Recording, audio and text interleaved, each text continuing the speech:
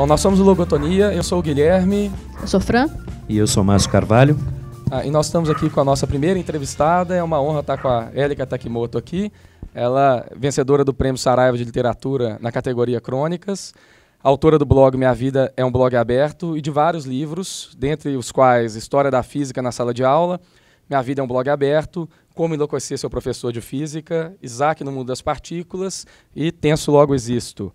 A Élica ela é professora e coordenadora de Física do Cefet no Rio de Janeiro, possui graduação em Física pela UFRJ, é mestre em História das Ciências pela UFRJ e é doutora em Filosofia pela UERJ.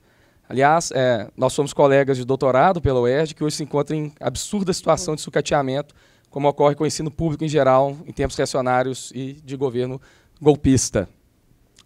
Eu vou pedir um pouco para a Élica falar um pouco sobre a trajetória dela, né? E daí nós passamos a fazer o nosso bate-papo, né? Ok, primeiramente, fora Temer, fora Maia, né? Queria agradecer vocês aí, uma honra estar participando dessa primeira edição aí do Lobotomia. E bom, falar da minha trajetória, nossa, é complicado, porque eu não sei nem por onde começar, porque acabou que as pessoas perguntam se eu programei, né, o meu currículo para o currículo ser assim, e não foi bem isso que aconteceu. Aí, tudo que aconteceu comigo aconteceu porque tudo que eu programei deu errado. E, no caso, a faculdade de Física, eu não ia ser professora de Física, eu queria ser uma pesquisadora, entrar, fazer o bacharel. Aí, no meio do caminho, eu engravidei e aí eu corri para a licenciatura para eu conseguir um emprego rápido. E bom, enfim, aí veio o convite, eu queria fazer um mestrado depois eu queria fazer um mestrado na parte do ensino, e acabou que a professora Penha Maria, da UFRJ, me convidou para fazer um mestrado na área de História da Ciência, porque quando eu fiz a UFRJ, essa parte da licenciatura, eu tive aula de História da Física, e foi a parte assim, que eu mais gostei mesmo. E eu já estava com minha segunda filha, e aí eu topei fazer mesmo assim, e eu me encantei com a parte da história da física, história da ciência, da minha dissertação, das minhas pesquisas com a Penha. E no final, eu estou crente que a Penha vai querer me orientar no doutorado, e a Penha, com uma presença de espírito, assim, acho que foi a pessoa que foi mais importante nesse processo. Ela falou que eu era muito inquieta, que eu estava precisando de uma formação filosófica e que ela achava, quase certeza, que eu ia me encontrar na área da filosofia. E aí eu entrei em desespero, porque para a gente entrar para a filosofia, a gente tem que concorrer com quem fez graduação e mestrado na filosofia. E eu não tinha leitura nenhuma de filosofia, eu mal sabia quem era Platão. E aí foi o desespero mesmo. Eu queria continuar com ela, aceitei, né, o conselho dela. Foi quando eu conversei na UERJ com o professor Antônio Augusto Passos Videira, que é uma referência na parte de filosofia da ciência no Brasil, quiçá em outros lugares também. E ele, assim que me viu também, ele topou, porque eu vinha da física e fazer filosofia da ciência com uma pessoa que já tenha estudado física, história da física, ia dar um samba bom, né? Mas, para tanto, eu tinha que me preparar para a prova de doutorado. E lá fui eu, ficar 3 anos assistindo aula de graduação e pós-graduação na UERJ, direto, para aprender o discurso filosófico, para entender como se escreve, para entender mesmo, né? Porque tinha aula na graduação, as primeiras aulas eu ficava, que são aulas assim que começam 1h da tarde, termina às 5h, eu ficava prestando atenção, e eu não entendia nada. Nada do que estava sendo falado. Se você perguntasse o que eles estavam discutindo ali dentro, depois de 4 horas eu ouvindo, eu não sabia nem te dizer o que era. Isso me batia um desespero danado, porque eles estavam falando em português, o texto era em português, eu absolutamente não entendia. E aí vai da insistência, de leitura, de tudo, daí daqui a pouco o que estava impossível começou a ficar difícil, o que estava difícil começou a ficar compreensível, e aí eu já comecei a falar alguma coisa, já comecei a escrever, já comecei a entender. E até que eu me senti preparada para fazer a prova e assim, deu tudo certo, entrei para a filosofia e, de fato, foi onde eu me encontrei, eu tive a minha transformação como ser humano, como professora, com tudo. E bom, enfim, mais ou menos foi isso, para resumir. Nesse meio termo, Élica, eu imagino que você já produzia com blog, né? Você já tinha uma atividade de escrita, por assim dizer, paralela, porque, né, não concorrente, mas de crônicas e etc. Essa atividade, ela começa na graduação, no mestrado, ela tem que ver com a sua atividade como docente. Como que foi isso? A criação da Minha Vida é um Blog Aberto, ele foi feito, eu não sei exatamente que ano, mas, assim, a literatura sempre fez parte da minha vida. A gente está aqui com uma parte da minha biblioteca, onde tem a parte da divulgação científica, livros de física, livros de filosofia da ciência, mas tem a outra parte que está lá embaixo, que é sobre literatura, que é o meu vício maior, e desde que eu me entendo por gente, eu sou viciada em ler livros de literatura. E aí, quando a gente lida com uma determinada arte, por exemplo, se você gosta muito de rock, né, você vai querer aprender a tocar guitarra, bateria. Se você gosta muito de pinturas, você vai querer pintar também, aprender a pintar. E no meu caso, eu lia, e eu tinha muita vontade de escrever. Só que na escola eu nunca fui bem em redação, eu sempre praticamente zerei, tirava nota vermelha, porque eu sempre escrevia em primeira pessoa, eu sempre fugia do tema, e isso é considerado gravíssimo na prova, numa prova de redação. Então, como eu só recebia nota muito baixa, muita crítica dos professores, aliás, quando os professores vinham falar comigo, eu saí da escola acreditando que eu não sabia escrever, e isso praticamente foi assim... Bom, enfim, eu me senti podada, né? Muito, muito podada. Mas aí eu continuei lendo muito literatura. E quando a gente lê, a gente fica mesmo com um olhar diferente sobre o mundo. Livros de literatura fazem isso com a mente. A gente cria um filtro. Por exemplo, se a gente lê uma Clarice Lispector, a gente começa a ver o mundo de uma forma, né? A lá Clarice Lispector, se lê um Guimarães, a gente começa até a falar, a pensar como ele, ser mais sensível para algumas coisas. E aí eu me via assim, eu sabia que eu estava sendo transformada de alguma forma, mas nunca tive coragem de escrever. Até que eu vim morar numa vila em Madureira e aconteceu uma coisa aqui, que é coisas que acontecem no subúrbio entre as relações humanas, que me tocou muito e que eu sabia que era uma crônica feita aquilo que eu estava vendo, que eu estava com o olhar diferenciado para aquilo. E aí surgiu a minha primeira crônica, Beleza Suburbana. Eu tive coragem e comecei a escrever. Eu já estava com 33, 34 anos, tem uns 10 anos, eu estou com 44 agora.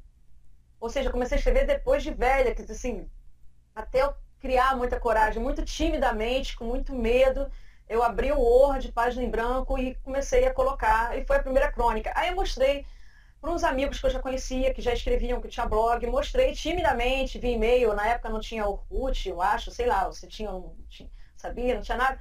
Aí eu mostrei, mandei por e-mail, e um amigo, Paulo Andel, que é escritor, que meu grande encorajador nisso, falou: Élica, olha só, não para, cria um blog e vai, e coloca tudo para fora, que você tem muita coisa aí, e não para, por favor. E aí eu criei o Minha Vida é um Blog Aberto e tá com ele até hoje. Aí o que aconteceu? Depois que eu escrevi, eu de fato liberei muita coisa dentro de mim. Eu falei assim, cara, eu vou continuar escrevendo para mim, né? Para mim. E escrever sem responsabilidade, sem pretensão nenhuma, sem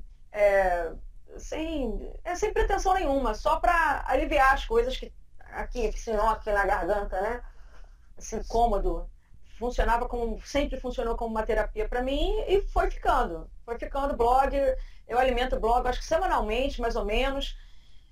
E aí foi quando, em 2014, a Saraiva fez 100 anos e teve o concurso Prêmio Saraiva Literatura. E a gente podia, na categoria infantil, na categoria juvenil, que era crônicas, e na categoria adulto, que era romance. E a gente poderia mandar coisas que a gente tinha escrito, já publicadas em blog, contanto que não fosse nada em veículos impressos. E aí eu selecionei, eu tenho sei lá quantas crônicas, hoje eu acho que tenho mais de 500 publicadas no blog, eu selecionei umas 100, 200 e mandei. E os 3 primeiros teriam um livro publicado pela editora Saraiva, ganharia o prêmio, né, que eu tenho muito orgulho de ter entrado entre as 3 primeiras, nem eu nem imaginava que fosse. Porque eu não posso quase participar de nenhum concurso, porque tudo que eu escrevo está publicado no meu blog. E todos os concursos pedem para que não seja publicado em veículo nenhum, nem em blog, nem mídia digital, o que não é o meu caso, que eu sempre publico ou nas redes sociais ou no meu blog, primeiramente. Aí foi isso. E isso, assim, quando eu ganhei o prêmio, isso para mim foi muito significativo. Uma pessoa que só tirava 0 em redação, você tinha muita nota vermelha, ganhar um prêmio de literatura, isso melhorou um pouco a autoestima. Não vou falar que eu comecei a escrever mais por causa disso, que a frequência continua sendo a mesma, mas enfim, foi bom isso para mim. Me mostrou que, bom, que eu estava no caminho certo, que eu posso continuar escrevendo, agora sem medo e sem vergonha, que eu sempre tive muita vergonha, né, de estar escrevendo. Assim, nunca havia me considerado uma escritora. Quando as pessoas me apresentavam como escritora, Érica escritora, eu ficava muito sem graça. Escritora, para mim, é uma Zélia Gattai, é uma Clarice Lispector, um Guimarães Rosa, um Machado de Assis. Quem sou eu, né? Mas hoje eu já aceito. Posso não ser uma Clarice Lispector, mas eu aceito esse título de escritora depois que eu recebi esse título. E tive coragem de publicar mais outros livros que estavam todos na gaveta. Não, é curioso porque, se eu não me engano, aí você me corrija se eu estiver errado, me parece que o momento, o horizonte de popularização do seu trabalho, ele veio com um post que você tinha feito no Facebook sobre o seu filho mais velho, o Ideu, não é? Mas você já vinha produzindo muito antes. Não foi? Então me corrija. Não foi. Eu fiz várias postagens que tinham viralizado já antes. Tinha uma postagem da minha filha cantando para as vacas, né, que essa eu acho que foi a primeira que viralizou. A gente estava na roça e passando férias, aí tinha umas vacas meio curiosas e olhando pra gente. Aí eu falei, minha filha canta igual um passarinho, canta lindamente. Aí eu falei para ela, canta aí, eu vou fazer um filme. E a gente fez esse filme viralizou no Facebook. Isso foi... Aí lá vai a gente para televisão, para rádio, sendo compartilhado em vários sites. E isso, bom, já ganhei um punhado de seguidor. Depois foi uma prova que eu fiz sobre relatividade, onde eu pedia para os alunos, ao invés de responderem, fazerem perguntas. E essa prova também viralizou muito na internet, foi parar na revista Galileu, muitas entrevistas de rádio. Aí depois eu fiz uma fotografia com os meus filhos brincando, que eu brinco muito com eles, do aniversário Guanabara, e essa foto também viralizou de novo na internet. Depois eu fiz... Teve um texto que eu não me lembro sobre o que era, sobre um texto que ficou muito engraçado, sobre... lembrei. Sobre as meninas no banheiro conversando, eu me metendo na conversa delas. E aí o Rideu, também, quando ele chegou, eu já estava com muitos seguidores, né? 60 mil seguidores, que eu acho que era muita coisa até para uma pessoa que... Quem sou eu, né? Eu fico meio assustada com isso, porque eu não sou uma escritora famosa, eu não sou artista, eu não sou cantora, eu me considero nada. Eu fico dando palpite, brincando muito. Gosto muito de brincar, gosto muito de compartilhar, gosto muito de mostrar as brincadeiras que eu faço com os meus filhos, que eu acho extremamente divertido. Mas, enfim, aí estava com essa quantidade de seguidores. Do Rideu subiu um tanto. E depois, mas não foi com ele, com aquela postagem dele, que eu consegui tantos seguidores. É claro que com ele já ganhei mais outro tanto, e depois teve... Bom, aí depois teve o Lula que me ligou, mas antes disso já teve outra postagem que havia viralizado. Enfim, eu viralizei por motivos completamente diferentes. Não tem um foco certo não para falar quem sou eu na internet. Essa é uma coisa que eu não consigo responder. E por que as pessoas me seguem? Isso é outra coisa que eu não consigo responder. Veja, a pergunta que eu fiz é pelo seguinte, porque você já tinha um trabalho sendo realizado há muito mais tempo, quando você começou a ter uma recepção mais ampla pela internet, né? E aí a pergunta ela seria na direção de que maneira que essa recepção afetou o seu trabalho, se afetou seu sentido de responsabilidade sobre aquilo que você produz ou não produz, se ela alterou a sua produção, e em duas acepções, tanto numa direção em relação a divulgação de ciência e tecnologia, essa coisa da divulgação da física e do ensino da física, quanto, por outro lado, na acepção política, que é algo que passou a ter uma projeção muito grande também. Bom, o que afetou, eu acho que, assim, em essência, nada. Aliás, eu procuro não deixar isso me afetar. É claro que a gente cria responsabilidade, eu fico assustada, porque as pessoas tendem a me idolatrar.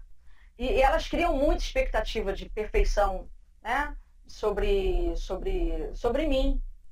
Criam essa e me colocam uma responsabilidade que eu não quero ter, mas eu já entendi que eu tenho que tomar muito mais cuidado com algumas coisas.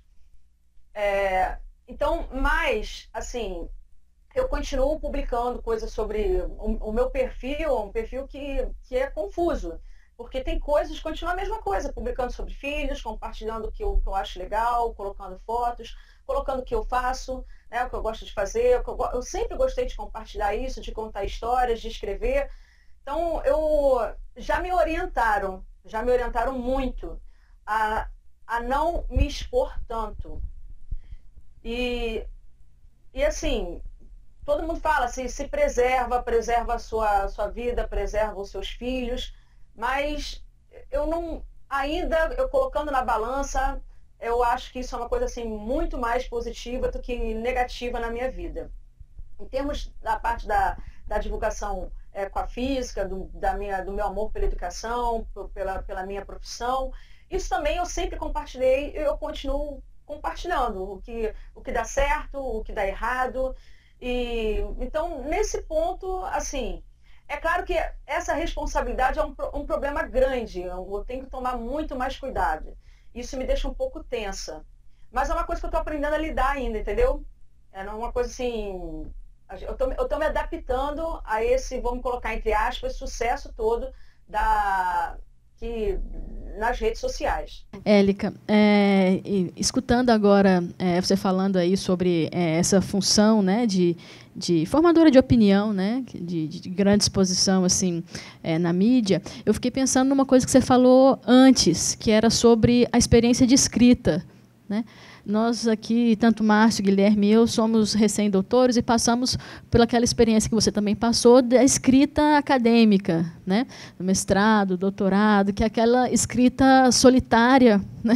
Cheia de receios. Então, eu queria entender como é que você percebeu essa experiência, né? Os diversos eus que você tem, né? Esse momento essa experiência de escrita para o doutorado e essa experiência de escrita semanal para o blog. Por outro lado, também uma outra experiência que é dos livros que são direcionados para um outro público, para o público juvenil ou mesmo para professores, que tem a ver aí já com a sua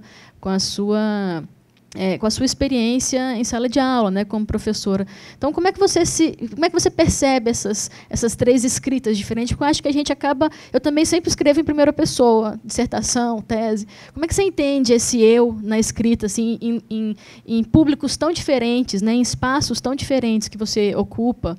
Como é que você percebe isso? A escrita acadêmica eu tive que aprender. A gente aprende fazendo e sendo muito criticado. Tanto a minha orientadora no mestrado quanto o meu orientador no doutorado, eles foram extremamente rigorosos comigo. E a orientadora do mestrado chegava, falava assim, olha só, você não está escrevendo para o teu blog não, entendeu? Para com isso, para de colocar adjetivos, para de colocar você no que você está escrevendo. Quem é você? Você não é nada, você não é ninguém, você é apenas um instrumento, você vai falar o que você está pesquisando, que às vezes eu queria colocar minha opinião, né? E quem se importa com a minha opinião no mundo acadêmico? Né? Quem foi que ela falou? Quem sou eu? Isso eu tive que aprender a lidar com isso. E no doutorado, idem. Você faz uma tese, a minha tese eu acho que tem, sei lá, 300 páginas, e eu fui aparecer na conclusão, na última página.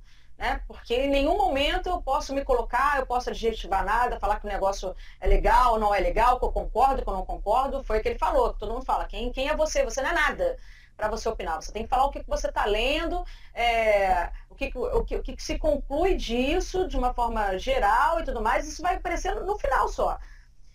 Isso é um exercício e tanto para a gente, né? Então, é um exercício doloroso até, mas a gente aprende insistindo, fazendo. É um exercício extremamente solitário, muito, muito, muito solitário. Ler filosofia é difícil, ler filosofia em francês é muito difícil. Ler filosofia em francês do século XVII é uma coisa, porra, que nível hard mesmo. Tem que ter muito foco, porque tem hora que batia desespero. Eu não sabia se eu não estava entendendo a língua ou o que estava sendo falado. Né? Então, porque é difícil, a coisa é complicada mesmo. Aí vale da insistência. A parte do meu blog, eu nunca consegui parar de escrever. Não importa onde que eu entre, as pessoas ficam me falando. Pô, que pena, né? Agora você vai fazer mestrado e não vai poder mais escrever. Agora você vai fazer doutorado e não vai poder mais escrever. Agora você vai entrar para política e não vai poder mais escrever. Agora você vai, sei lá, e não vai poder mais escrever. E isso, essa parte muito pessoal do meu blog, ela é alimentada pelos ambientes nos quais eu circulo. No caso, quando eu comecei a fazer doutorado em filosofia, eu acho que foram os meus melhores textos, porque a filosofia te faz pensar sobre um punhado de coisa, faz você ver, né, os problemas sob determinados ângulos e de uma forma muito mais profunda. Eu comecei a ver a realidade, não importa onde era o meu foco, de uma forma assim, extremamente questionadora. Isso apareceu muito em vários textos que eu fiz. Eu acho que considero os melhores textos que eu fiz os textos que foram influenciados pela parte filosófica. Então, assim, os outros livros que eu fiz, o Como Enlouquecer Seu Professor de Física, o Isaac no Mundo das Partículas, foram 2 livros que surgiram quando eu terminei o meu doutorado. São 2 livros que são de filosofia da ciência, um para criança, sobre física de partículas, com enfoque totalmente filosófico, e outro para adolescentes, Como Enlouquecer Seu Professor de Física, que no caso o professor de física sou eu, é o professor Inácio, é um alter ego, um professor empolgadíssimo com a física, e fica um aluno que não quer ter aula de física, e ele descobre que a forma de frear o professor é fazendo perguntas para esse professor. E eu coloquei na boca desse aluno, que eu até coloquei o nome do meu filho Rideu, na boca desse aluno as perguntas que mais me fizeram pensar quando eu estava no meu doutorado de filosofia, que me fizeram uma transformação na minha prática como professora. E aí eu acho assim, que as coisas não são separadas, elas se conectam o tempo todo, né? A minha escrita pessoal, esses livros, tudo bem que é uma parte assim, bem mais literária, mas tem total influência da minha parte como pesquisadora, como acadêmica. Bom, enfim, as coisas vão se misturando, não tem como eu me separar em caixinhas. Agora eu sou a Érica acadêmica, agora eu sou a Érica escritora, agora eu vou escrever no meu blog. Eu acho que está tudo muito, muito influenciado. Eu não consigo separar isso dentro de mim, não. A parte acadêmica que eu tenho que, de fato, tomar muito mais cuidado, que isso eu aprendi a fazer, eu acho que eu aprendi até a fazer bem, de tanto puxão de orelha que eu levei. E assim, uma das coisas que eu aprendi na parte acadêmica foi receber a crítica, e uma crítica muito construtiva, né? Porque os meus 2 orientadores falavam para mim, cara, isso está muito ruim, isso está horrível. E teve uma vez que eu escrevi, não sei, 10 páginas, e o orientador falou assim, cara, é para rir ou para chorar? E, eu já era adulta, mãe de 3, eu ouvi isso e dói, né? Eu falei assim, caraca. Mas, ao mesmo tempo que ele falava isso, ele me explicava como fazer melhor. E depois que eu fazia melhor, eu via que tinha ficado, de fato, muito melhor. Então, esse tipo de crítica, eu aprendi a adorar receber crítica no mundo acadêmico, porque eu vi o quanto que elas me ajudaram a melhorar. E aí isso acabou levando para tudo. Essa parte, por exemplo, de rede social, a gente se expõe muito, a gente é criticado o tempo todo. Eu recebo, não me ofendo com crítica nenhuma. Eu gosto de receber crítica sobre um texto, sobre um olhar que eu esteja dando para um determinado assunto, uma determinada parte da história. Eu gosto mesmo. Então, bom, tudo isso para te responder, eu acho que essa parte minha se mistura o tempo todo, eu não consigo me separar, não. Colocar a Érica acadêmica, a Érica escritora, a Érica blogueira, a Érica que fica em rede social.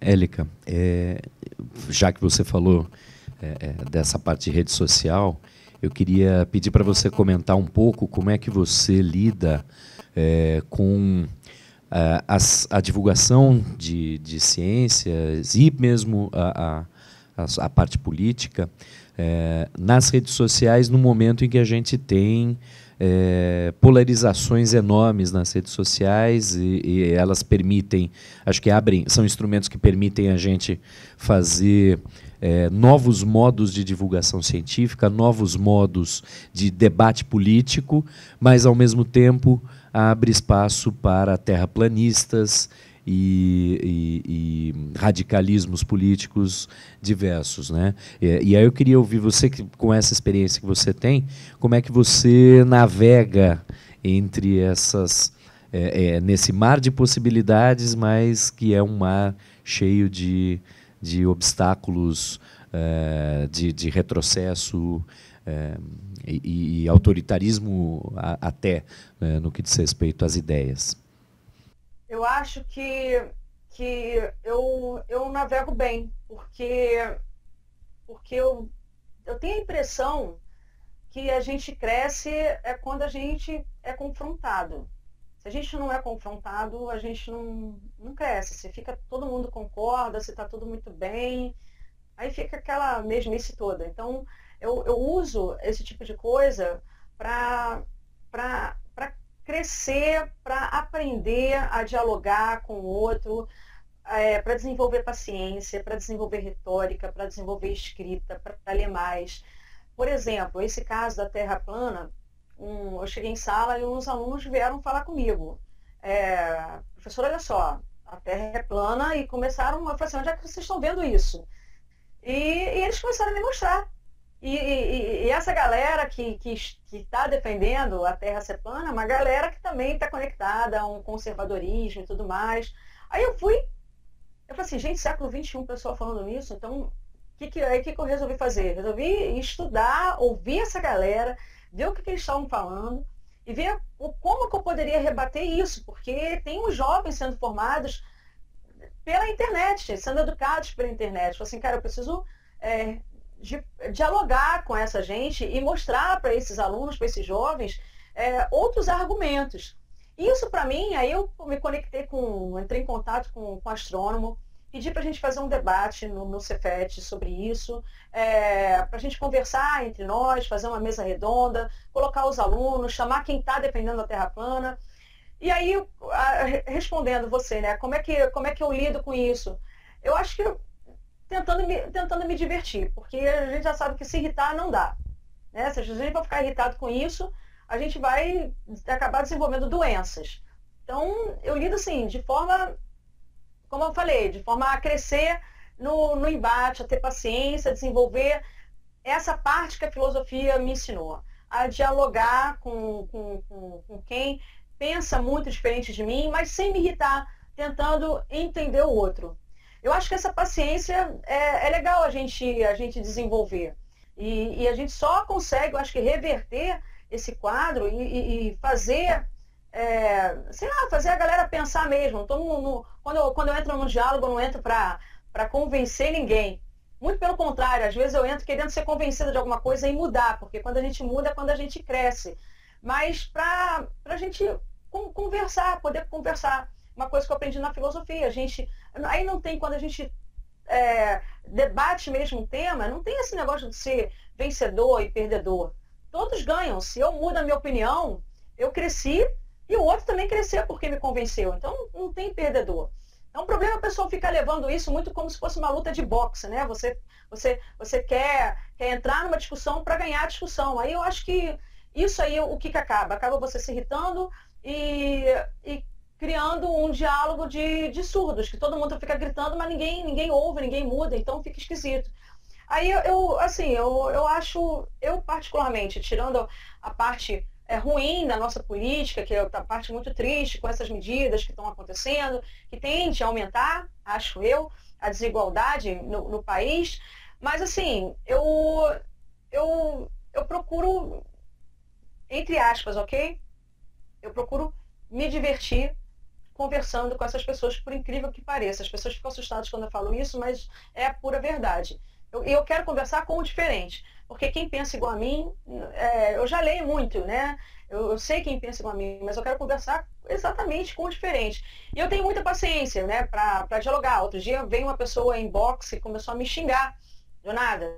Uma mulher falando que eu não represento, que eu me xingando, falando que o Lula é o maior ladrão, que a Dilma é uma vaca e que eu sou uma vergonha para as mulheres do Brasil. Então ela veio falar isso. É com essa pessoa que eu quero conversar. E foi com ela que eu fiquei muito tempo conversando, vim boxe, uma pessoa que eu não conheço. E assim, sempre perguntando, né? Por que você não me conhece? Por que você está me xingando? Da onde você está tirando que o Lula é o maior ladrão? Qual é a sua fonte? Me fala. Porque de repente você está lendo coisas que eu não estou lendo. Então eu quero saber o que você está pensando. Por que essa raiva de mim? Da onde que vem essa raiva? E eu fui falando assim com a pessoa e no final a pessoa foi se quebrando, já estava tudo mansinho, já estava tudo bem. Ela me deu, falou que para eu ler algumas coisas, a fonte dela a gente sabe mais ou menos qual que é, algumas revistas da Veja, algumas reportagens, né, da Folha e tudo mais. Eu falei assim, tá, eu vou ler com mais calma, prometo. Ofereci para ela alguns livros que eu leio também sobre isso. E, bom, enfim, o diálogo no final ficou mais ameno. Então, acho que são essas pessoas que eu quero conversar, entendeu? Porque depois que aconteceu isso, eu vi que eu cresci como ser humano e talvez ela também tenha crescido. Tirei um pouco da raiva, não consegui sentir raiva. Bom, acho que sempre é um aprendizado. Então, eu não fico irritado. Eu tô vendo que tá todo mundo muito irritado.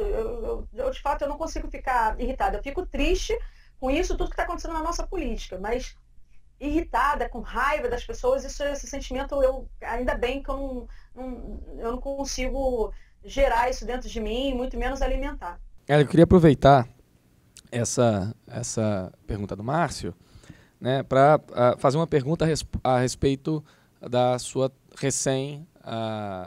trajetória política, né? Né, se eu não me engano, você se filiou ao PT recentemente, né? Inclusive junto com o Lula e tudo mais. E eu fico pensando em relação à sua fala agora, né?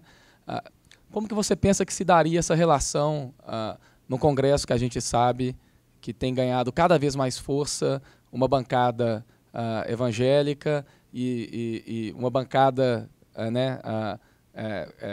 batizada de boi, bíblia e bala, e com crescendo desse tipo de suporte de convicção ou suporte que a gente sabe que coliga uma série de ideias que não necessariamente tem a menor disposição do diálogo, por exemplo, com as ciências, que a gente sabe que é um tema muito caro para você e para nós também, né? E se você acredita possível a transformação nesse nível, por exemplo, no Congresso, tudo que a gente vê acontecendo ali e que passou a ser uma coisa bastante divulgada a partir do impeachment, principalmente, né?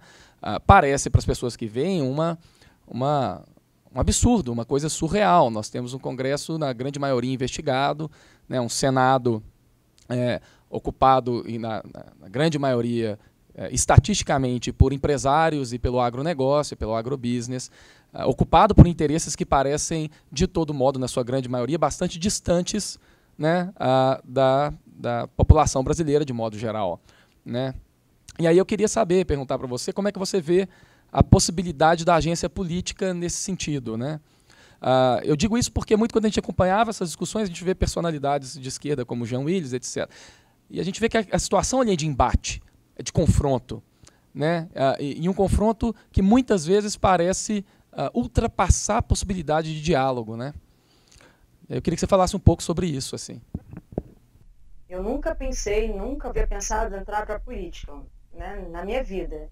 Eu sempre me entendi, sei lá, como uma pessoa sempre gostei de ler sobre isso e de opinar, seja lá sobre o que for. Isso é da minha natureza, e compartilhar o que eu penso.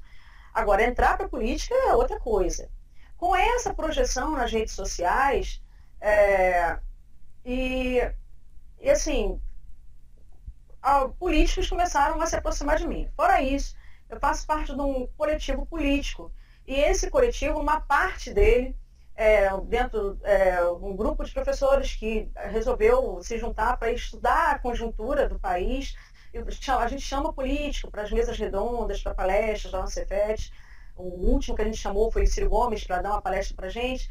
Então, parte desse grupo falou para mim, cara, Élica, você tinha que se candidatar para alguma coisa. A gente fica aqui batendo cabeça, reclamando, e você, com essa quantidade de seguidores que você tem, eu acho que você tinha chance de entrar e a gente começar a ver o que acontece ali dentro, sem ficar batendo cabeça aqui fora. Quando eles falaram isso, eu recebi isso, eu falei, nem pensar, né? Eu nunca parei para pensar nisso, imagina. Mas aí teve um texto que eu fiz quando o Lula me ligou. E o texto era até de uma... que eu tive uma agente literária que eu contratei, vamos colocar assim, para me ajudar um pouco com os meus livros. E essa gente conhece várias editoras e veio falar comigo, olha só, Élica, as grandes editoras não vão aceitar você, porque se a gente abrir o seu perfil, a gente vê que você fala muito sobre política. E eles não querem, nessa atual conjuntura, não querem comprar essa briga. Então, aí eu fiquei meio assustada com o que eu ouvi. Eu falei assim, pô, como assim? Eu não posso falar sobre política? Ela, não. E outra coisa, você é muito, muito eclética, isso não é bom. Como é que a gente vai te vender? Quem é Élica? Élica não é educadora, Élica não é mãe, Élica não é professora, Élica não é política, Élica não é artista. Aí fica difícil te vender assim. Você tem que se definir um foco. Se for falar sobre educação, fala sobre educação. Se for falar sobre filhos, fala sobre filhos. Se for falar não sei o que, aí começou a falar. E aquilo para mim foi assim, extremamente castrador. Eu ouvi aquilo e falei assim, nossa, coisa horrível, né? Tão feio quanto a fome, algum negócio desse. Mas eu falei para ela assim, então eu não posso falar sobre política. Ela, não. Fala sobre educação e filhos, por exemplo. Fala sobre sua casa, né? Aí tá bom. Eu falei assim, então tá bom. Aí eu cheguei em casa e comecei a escrever. Eu falei assim, tá, eu não vou falar sobre política, me falaram para escrever sobre educação, então vamos falar sobre educação, né? Aí eu estou trabalhando no Cefet há 10 anos, quando eu cheguei lá, eu tive todo o incentivo para fazer a minha pesquisa de mestrado, de doutorado, eu viajei para congressos, tudo financiado pelo Cefet, os alunos, agora a gente está com a política das cotas ali. Aí comecei a falar sobre educação, aí falando sobre o que o governo do PT fez pelo Cefet, os institutos federais, a quantidade de universidades que foram criadas. Aí eu falei, agora vamos falar sobre filhos. Eu falei assim, eu estou com um filho recém-formado, desempregado, aí eu falei da lei de incentivo à cultura, como é que tá, o que acabou com o Ministério da Cultura, o que aconteceu, mas o meu filho está desempregado não é porque ele é músico, porque ele está com os amigos que são engenheiros, está com amigos que são fisioterapeutas, psicólogos, tudo desempregado, e comecei a falar um pouquinho sobre essa taxa de desemprego aumentando. Vamos falar sobre minha casa. Eu comecei a falar sobre a minha empregada que está feliz, que agora está com tudo certinho, já tem muito tempo, com carteira assinada, e ela conseguiu com esses direitos todos. Aí eu fiz um texto muito irônico, e esse texto foi um dos que viralizaram na internet, e tive, não sei nem te dizer, a sorte, a honra, tudo mais, que me faltam palavras, isso caiu, né, para o Lula, ele leu, e ele resolveu, ele foi tocado emocionalmente, e ele resolveu me ligar para agradecer sobre isso e falar que a gente tem mesmo que nesse momento se unir para dar força um para o outro. Aquela ligação dele, é uma coisa assim, foi surreal na minha vida, porque, imagina, Élica, sei lá, aqui, eu no meu cantinho aqui, em Madureira, suburbana, continuo achando que eu não sou nada, não sou ninguém, recebeu um telefonema, cara, de um dos caras, assim, conhecidos no mundo inteiro, respeitados no mundo inteiro, um cara que tirou o Brasil do mapa da fome, que deu oportunidade para milhões de brasileiros a estudar, não sei o que, isso me emocionou demais. Aí, o que eu fiz? Eu acabei compartilhando essa experiência que foi o Lula ter me ligado. Quando eu compartilhei isso, mais políticos entraram em contato comigo e começaram a falar assim, Élica, olha só, ou me buscando como cabo eleitoral, ou falando que eu deveria entrar mesmo, entender esse telefonema do Lula como um chamado para a entrada na política. Então eram já grupos diferentes falando que eu tinha que entrar para a política. E eu não estava pensando a respeito, eu comecei a pensar a respeito, ainda mais com isso que você estava falando, com esse grupo dessa bancada evangélica, com esse movimento do escola sem partido, que na verdade é uma escola com mordaça. Isso está acontecendo, e isso tudo vai me irritando muito, assim, me dando, não é irritabilidade, de raiva, mas assim, caraca, o que a gente pode fazer com isso? Então, quando colocaram na minha cabeça que eu posso fazer algo efetivamente, além de ficar reclamando em rede social sobre tudo isso que está acontecendo, aí eu falei assim, cara, então, se eu puder fazer algo, para isso, para dialogar com essas pessoas, ou para colocar um ponto para equilibrar isso, um ponto para fazer as pessoas pensarem quanto isso está sendo surreal, está sendo fascista, está sendo ditador, eu falei assim, então agora eu quero.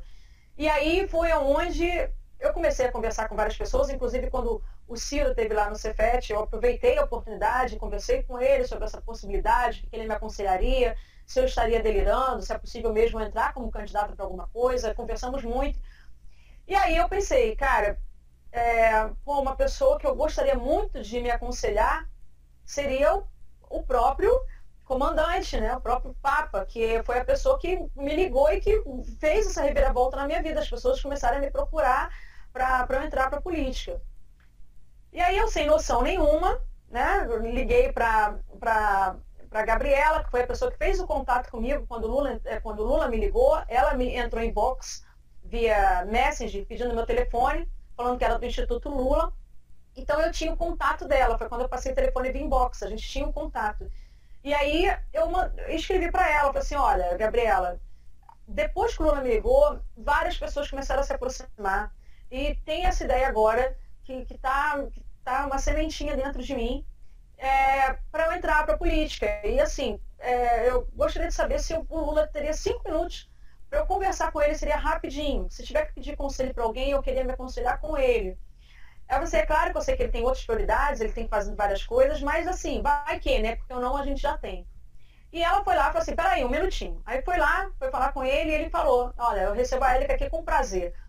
E aí foi aquela emoção toda de novo, que não vou nem falar aqui, foi aquilo tudo. Aí peguei, fiz a mala, coloquei meus 3 filhos, a empregada e fui para São Paulo de carro com todo mundo para me encontrar com ele. E os 5 minutinhos viraram 1 hora com ele foi extremamente simpático. E a conversa foi mais ou menos assim, exatamente. Eu contei tudo isso que aconteceu e pedi para ele, então, o que eu posso fazer? Eu devo fazer algo? O que você me aconselha? E ele, que é uma pessoa... aí eu já desconfiava, mas ali eu tive a prova que é um ser humano de fato diferenciado. É um ser humano muito diferenciado, no olhar para tudo. Né? E ele olhou para mim e falou assim, Érica, é claro que se você entrar para a política tem muito a ganhar com uma pessoa como você, uma pessoa carismática, uma pessoa que é como uma professora, mãe, né? Você representa muita coisa. Mas eu olhando para você, assim, e sabendo quanto que eu apanho, eu falei assim, cara, não faça isso com você. Você vai se irritar muito, você vai apoiar muito. O discurso de ódio é um discurso assim, muito violento. E aí eu vejo você aqui com seus 3 filhos, nessa paz. Então, cara, não faça isso, entendeu? Não faça isso que você vai apanhar muito. E ele falou durante muito tempo, né? Falando assim, que estava preocupado comigo. Que ele falou assim, a minha tendência é sempre olhar para as pessoas ao invés de olhar primeiro para mim.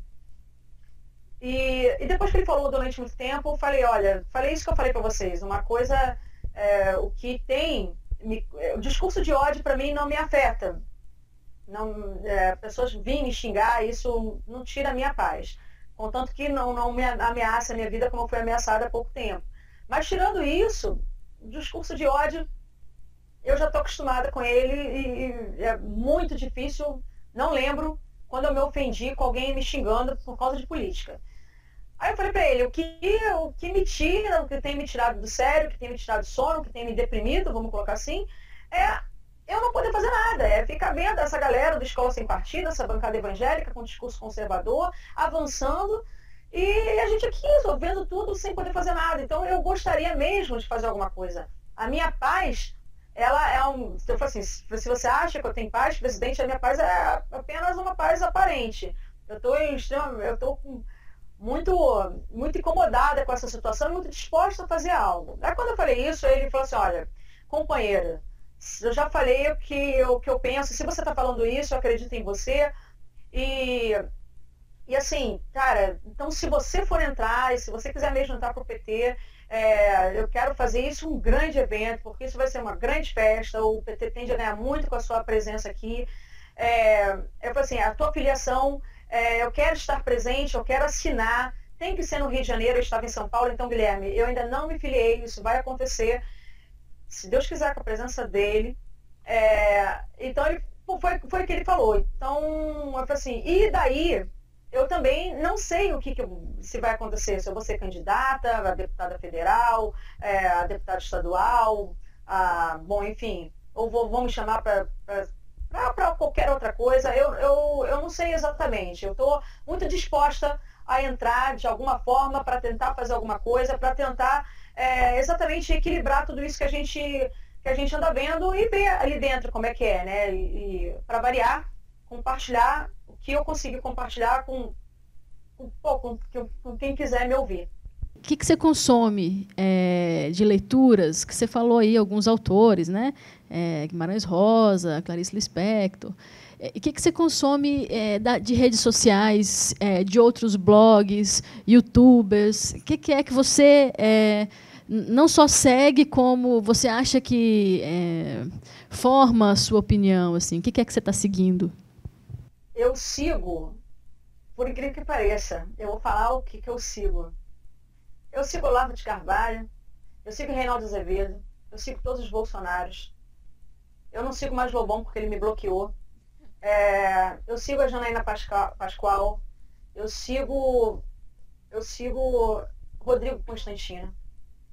Mas eu sou leitora assídua da revista Fórum, da Carta Capital, do site O Cafezinho, do DCM, do blog do Nassif. Então, eu leio, procuro ler os dois lados sempre,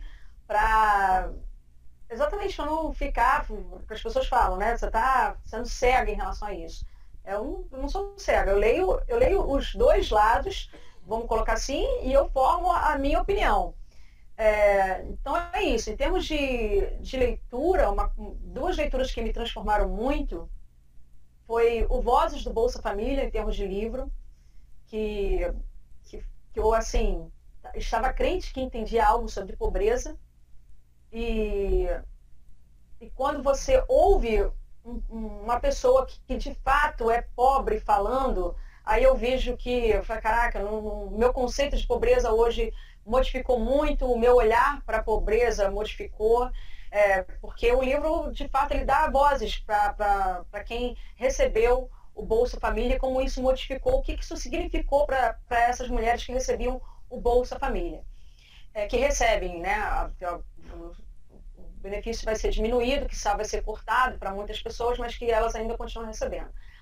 E outro que eu tenho lido muito, que é um sociólogo que eu gosto demais, tenho acompanhado, tenho lido os livros dele, é o Gessé Souza, que é uma pessoa também que acho que tem me ajudado a formar opinião sobre tudo isso que está acontecendo.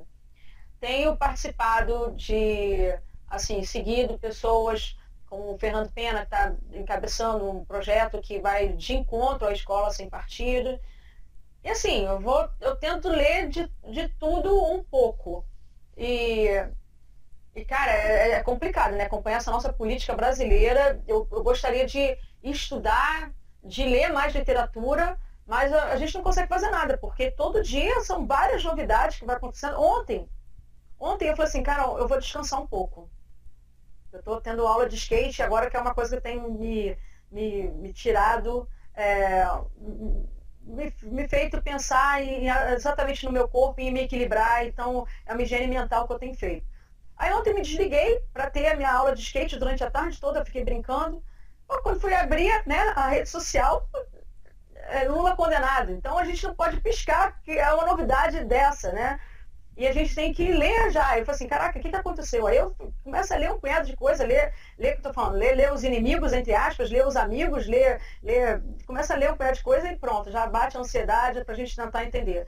Mas, te respondendo, Fran, é de tudo um pouco ou muito de uma determinada pessoa, no caso, o Gessé Souza, que eu tenho lido muito ele. Élica, eu vou fazer uma pergunta também no que diz respeito à sua a literatura, o que você lê, porque eu vi logo de cara aí um contato do Carl Sagan logo atrás de você na prateleira, junto com Descartes, Einstein e etc.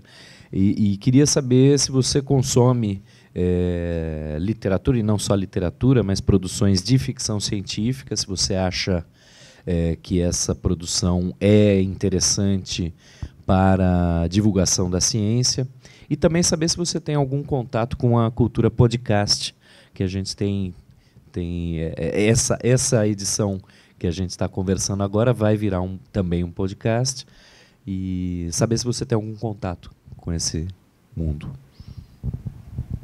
A parte da ficção científica, eu tenho algumas coisas aqui em casa. Eu gosto, mas não é o meu forte. O meu forte é, de repente, isso aqui que você está vendo, que é uma parte da filosofia da ciência, que são livros de divulgação, mas não são livros assim de ficção científica. Tirando o livro Contato, do Sagan, que é fabuloso, os outros assim eu leio, mas não é o meu barato.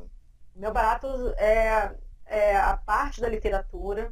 Aí entra a literatura russa, a literatura francesa, a japonesa, que eu tenho lido, e a brasileira, né, encabeçando isso. Essa parte que você falou, podcast, é isso? Você vê a intimidade que eu tenho com a coisa.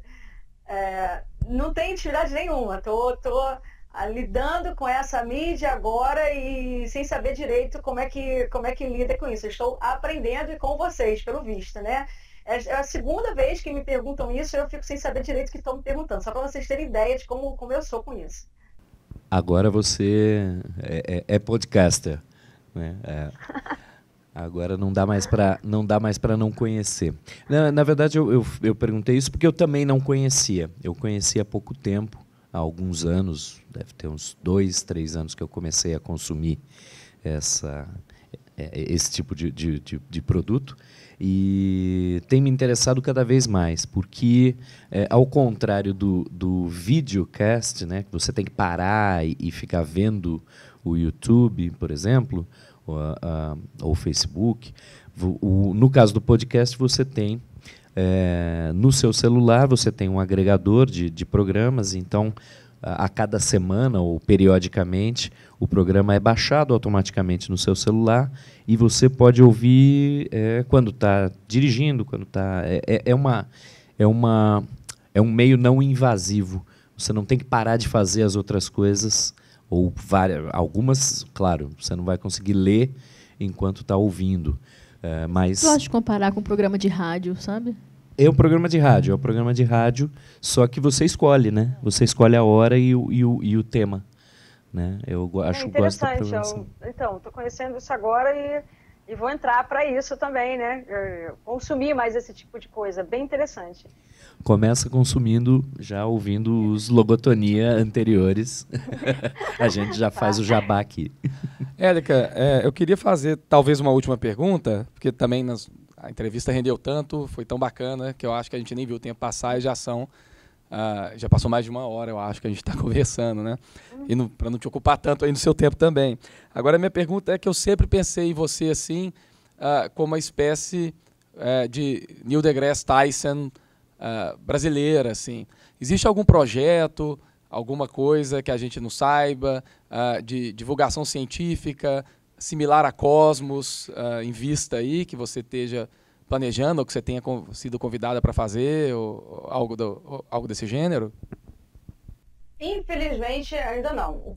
A coisa que pintou, que agora é um projeto grande, que eu estou envolvida, foi que Isaac, no mundo das partículas, que é o meu livro infantil de física de partículas para criança, infantil entre aspas, que vai de 5 até 105 anos, o livro. Ele está virando um espetáculo infantil, que vai ter estreia em janeiro de 2018 aqui no Rio, e com patrocínio da Oi, ele ganhou entre 3 mil projetos, ele entrou como um dos escolhidos para receber esse patrocínio, então ele vai virar um espetáculo infantil, a gente está montando, quer dizer, as meninas que começaram a encabeçar isso, eu entro como texto, mas estou fazendo parte palpitando em tudo, né? Então, isso é um projeto diferente.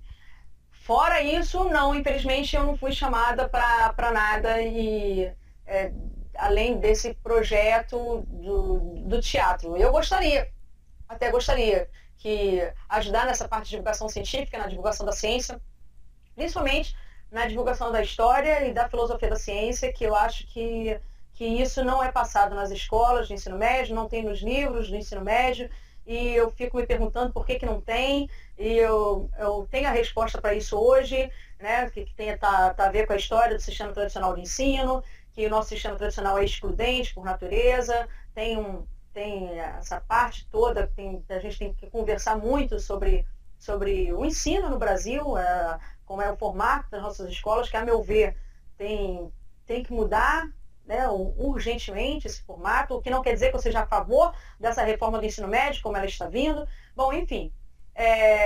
Aí, respondendo essa pergunta, Guilherme, não tem esse projeto. Muita gente fala para eu abrir um canal no YouTube, para criar alguma coisa assim, mas eu não tenho, tempo mesmo. Quer dizer, tempo, quando a gente quer, a gente faz, né? A gente arruma. E o tempo que eu tenho, eu prefiro ficar lendo e escrevendo, que é onde eu me sinto melhor do que fazendo um vídeo que requer edição, requer filmagem, e sou tudo eu. E as pessoas não sabem, muitas pessoas não sabem, mas tudo, absolutamente, que vocês veem acontecendo na minha vida, não tem... sou tudo eu encabeçando. Então, é muita coisa para administrar. A quantidade de e-mails que eu tenho para responder, a quantidade de mensagens, inbox que eu tenho para responder, todos esses livros que eu estou lançando esse ano, sou eu que tenho que fazer a revisão, sou eu que tenho que dar palpite. Bom, enfim, então é muita coisa concentrada em mim e eu não tenho energia, vamos colocar assim, para isso. Se eu tivesse uma equipe para me ajudar, super toparia, porque eu acho super válido você divulgar a ciência, a filosofia e a história da ciência. Pô, espero que o Logotonia abra essa porta, assim, né? Porque seria uma coisa sensacional, né? Élica, eu queria agradecer muito a sua presença aqui com a gente, viu? Acho que foi um bate-papo muito bacana. Acho que, como dizem por aí, né? Vai bombar. Eu queria agradecer. Eu que agradeço. Ter a oportunidade, assim, de conversar um pouco, porque as pessoas...